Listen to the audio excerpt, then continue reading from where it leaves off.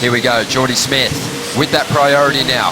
Looking to take the lead with this ride, drives off the bottom, has been so solid with some big hits throughout the rounds, and he continues to bash away at this wave, and there is the combination of 3 turns, and it's something Jordy does so well.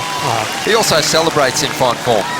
That was amazing. Well, he's got so much adrenaline pumping through his veins, and that's some mileage of veins he's got through that long body, but he just went to town on that wave.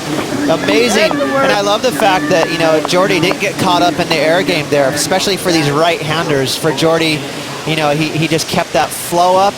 He didn't really even push too hard on his rail. For this was a great response to this wave. A lot of spray on that first turn, but again, the main thing with this wave that's so impressive is his linkage. Between each turn, he kept that flow up, which, by the way, was very necessary. This was a fast wave.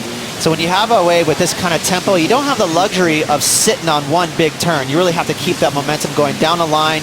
But he really was able to put a good amount of pressure on that board. So it's not as if he was just tagging little linked up turns. He really threw down some pretty, you know, heavy aggression at each maneuver, again, which was so impressive because that wave was quick. And that claim right there was awesome. You know, he has got to be psyched because he's got it, you know, with that big score that was thrown at him from Filipe, he's thinking, wow, I'm up against it. So he's proud of himself, I guarantee, with that response running. Amazing effort, 9.23 for Jody Smith. He means business here today. He is the only surfer really, other than Joel Parkinson on the bottom half of the draw, that's kind of pulled up similar numbers to Filipe. He hasn't been as consistent through the rounds of putting those numbers up, but he did have a heat score total of 18.5 earlier in the event. He's up to 17.23 already, and Filipe, he's now chasing an 8.91, and Barton Lynch really did sum up that situation very well with priority. He was spot on.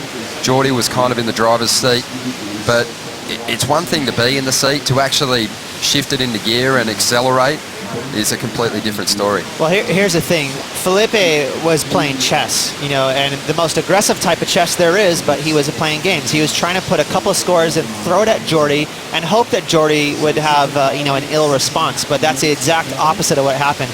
Jordy had the iciest, most solid, committed response ever with that 9.23. He didn't look nervous at all.